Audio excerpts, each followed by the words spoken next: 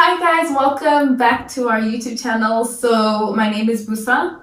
My name is Malisa. And we are partners in crime.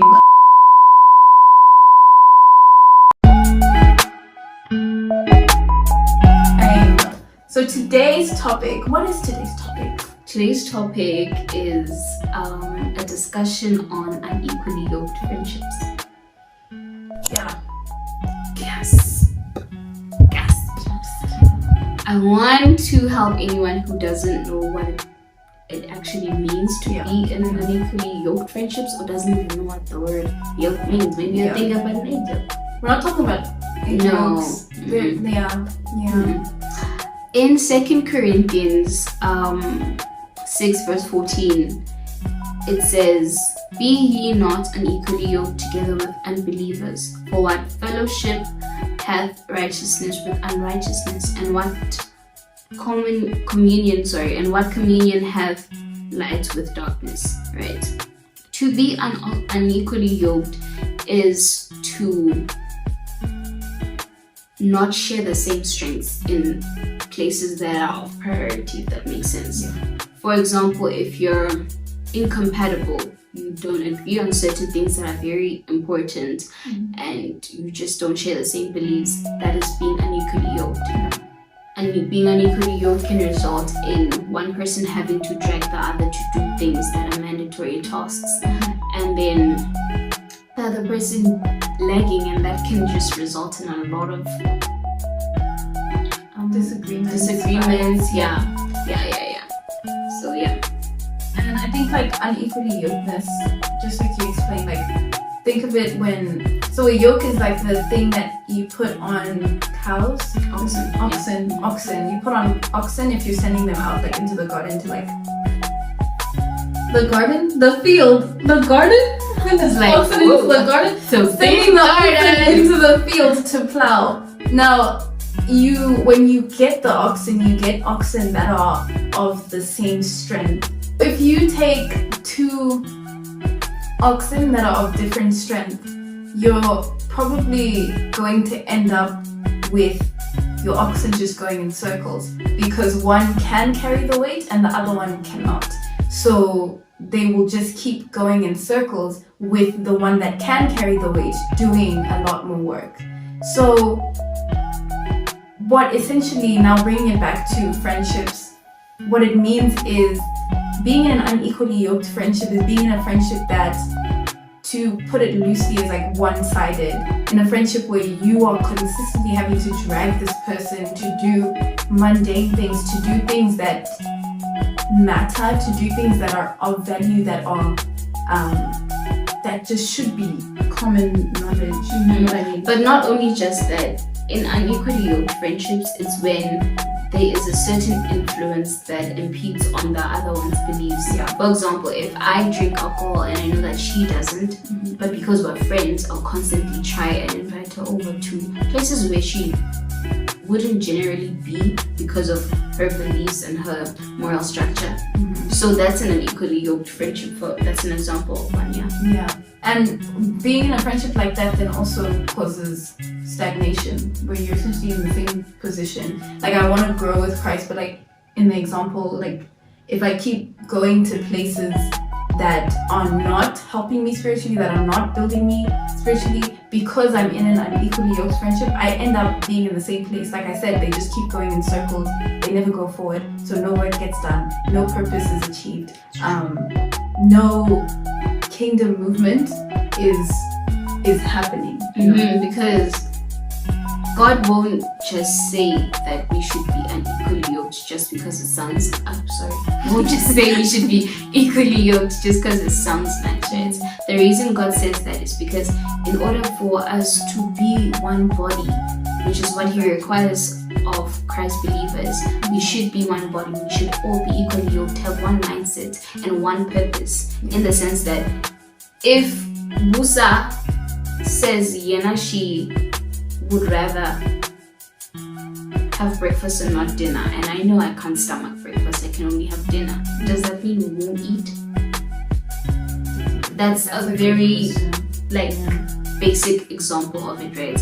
And when it comes to being equally yoked, you need to realize the importance of it in saying that we need to accomplish this certain task and we need to do it together, because your strength and my strength combined will bring us closer to the task.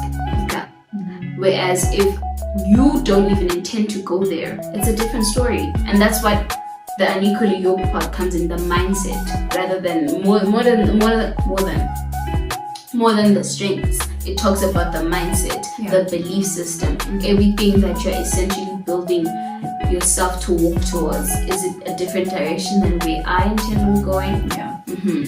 So and I think that most times people, you know, when you talk about like unequally yokedness, people tend to think about it in just relationships. They never see it in friendships, where they're like, no, but we get along, we're fine, like, you know, we do fun things, we're no, but then you realize that in unequally yoked friendships, for example, I had a friend, and bro, I loved Shorty so much, but in hindsight, I kept looking at how much I had to sacrifice to make them more comfortable, in the sense that I realized that I can't keep saying no to her, because one, I realized that you're not respecting my boundaries by requiring this of me continuously when you know it's not something I'm comfortable offering to you, right? And secondly, am I being a bad friend by not putting this on the table for you?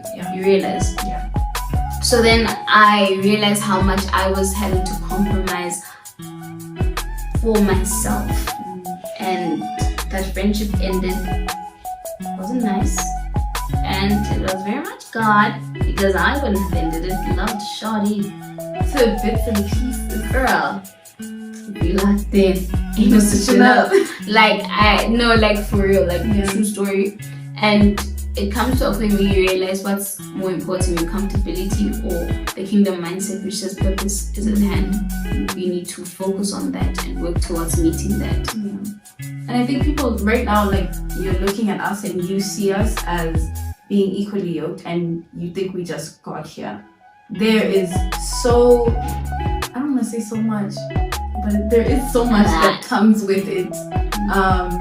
Because we also went through our own trials. We went through a time where God was like, because we clicked and we just, I'm gonna say it like this, but if you guys take it sideways, it's your mind. We take it sideways. Don't take it sideways. We clicked and we just like fell in love with each other's characters and each other's personalities. What did you think I was gonna continue? And we clicked and we just fell in love with each other's personalities. We forgot the aspect of the importance of understanding the dynamic of friendship when it comes to God. The importance of friendship. Like, friendship isn't just, let's talk about this. Let's constantly be with each other. Let's constantly talk about it's not about the comfortability. You realign your circle when you realize that the people around you are fundamentally impacting your future. Exactly. If the conversations you're having are based off of useless nonsense, let's just put it like that. It's like all we're talking about is where's the next hype. I want to buy this, I want to buy that, and it's not I want to build this, I want to build that, my character likes this, my character needs that, please help me pray for that. You're going nowhere. We're just in circles. Circular motion. So we went through a time where God broke us to bring us together stronger. And it was a matter of we didn't even understand. It was like, I like you, you like me, but somehow there's so much tension here. There was tension because it was like we needed to understand like how to go about this. And once we understood, there was also a time where God said, okay, I'm gonna need to separate you guys because you're doing too much. Dude, there was a point when we dragged it like on some, okay, since now we are fully yoked, fully yoked, quote unquote, because we'll never know actually. But now since we are on the same track, we are running the same race, all we need is each other. And God is like, go that way, you go that way. And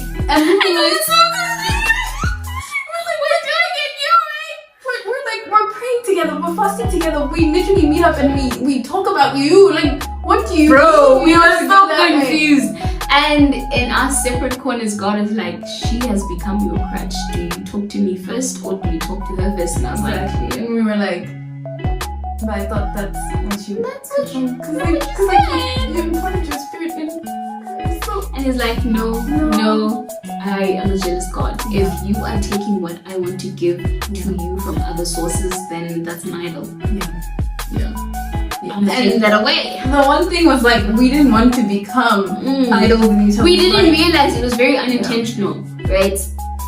That's why we realize the grace in God helping us forgive ourselves for doing that, because sometimes you don't make idols out of things purposefully. Like you don't just say, okay, now this is something that I will just pour my all into. No, you slowly build a relationship with the thing, and the attachment to it loosens your attachment to God, which is why he says every day reflect on your relationship with him so that you can grow in spaces that you don't even know and are very much unaware of until he lets you know about, because he is the source at the end of the day. That's what we were doing.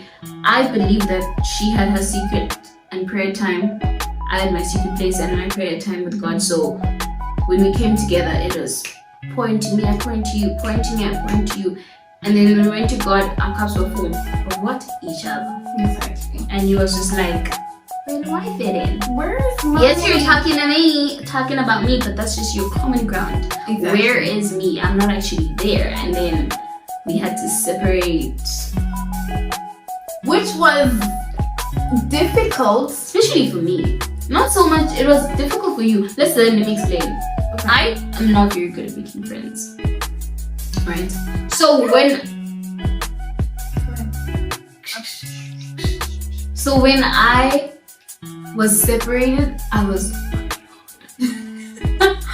alone on an island with no water. Just me. All I had was me. Oh my God. I did this from me. You know, I was alone, but I realized, like in my alone time, first obviously I was crying. I didn't cry. I don't understand. Because let me explain how he did it, right? Yeah. He didn't vocalize it on some, you have a problem with this, you have a problem with this, let me separate you. No. Our spirits just gradually started detaching from each other, and the more we tried to hold on, the more friction there was. And we were just like, okay, we're fighting over absolutely something that's not there. Like what's going on? Why is right? this a thing? Yeah. And then in our quiet time, when we were then actually facing God and not just putting him on a group call, but we were actually just like, hey, how you doing? You know? He was like, I had to move her because she was taking up my space, and I am a jealous God. So out of there with that. And it came to a place where, you know how important it is for us to acknowledge our faults, and ask for mercy, ask for forgiveness, even when it's not intentional, because that just builds the spirit of humility inside of you, a fruit of the spirit, right? When you are able to, not only just because God won't ask for the sorry here, he does feel the pain of our disobedience. Not saying disobedience like that, but okay. Disobedience. Yeah, he does feel the pain of our disobedience. So it's very important for us to acknowledge that he has feelings. And as someone with feelings, we treat him as such. He is holy, he is sovereign, he is above all else. But his love for us is a great indication of how deeply he feels, right? How would you feel if the person you loved most decided to replace you with a cup and started whispering in their cup every day, because I'm drinking out of you, my dreams are gonna come true. You know? As you can see, guys, we had to cut the video abruptly. That's because it was too long. But don't you worry, we've got the next segment coming up. Tune in next week to watch part 2 of Unequally Yoked Friendships.